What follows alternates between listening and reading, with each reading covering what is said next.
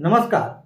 16 जुलाई को सूर्य का राशि परिवर्तन हो रहा है और सूर्य कर्क राशि में गोचर कर रहे हैं।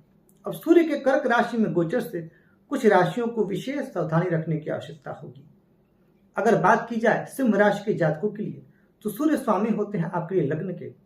अब 12वें जाना अर्थात इस समय आपको मेहनत ज्यादा करनी पड़ेगी, भाग दौड़ बढ़ने वाला है।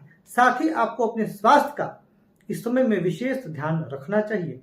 स्वास्थ्य संबंधित कुछ समस्याएं आपको परेशान कर सकती हैं, साथ ही कुछ बीमारियां भी आपको इसमें परेशान कर सकती हैं। तो वहीं अगर बात की जाए धनु राशि के जातकों की तो धनु राशि के जातकों के लिए सूर्य स्वामी होते हैं नवम भाव के और नवमेश का अष्टम में आना कहीं ना कहीं यह एक महीना भाग्य के लिए उतना बेहतर नहीं कहा जाएगा। भाग दौड़ बढ़ने वाली है, मेहनत बहुत ज्यादा करने वाले हैं आप। वाणी में कुछ उग्रता भी रहेगी, तो वाणी पर आपको विशेष नियंत्रण रखने की सलाह दी जाती है। बात मकर राशि के जातकों की जाए तो सूर्य आपके लिए अष्टम भाव के स्वामी होते हैं, सप्तम भाव में आएंगे। लग्न पर दृष्टि निसंदेह आपकी तेजस्विता में वृद्धि होगी, आत्मविश्वास में भी वृद्धि होगी, परंतु जीवन साथी के स्वास्थ्य के लिए यह अनुकूल समय नहीं कहा जा सकता है।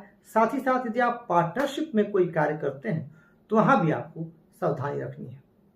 कुंभ राशि के जातकों की बात की जाए तो उनके लिए सप्तम के स्वामी होकर के छठे भाव में आएंगे।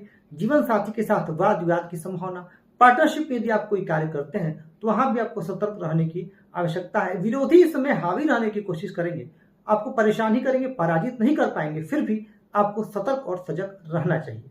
मीन राशि के लिए पंचम भाव में आपकी बुद्धि के लिए तो बहुत श्रेष्ठ है, परंतु संतान पक्ष से कुछ मनमुटाव इस समय या संतान का स्वास्थ्य खराब होना, कुछ इस तरह की परिस्थितियां इस माह निर्मित हो सकती हैं, तो आपको इसका ध्यान रखना चाहिए।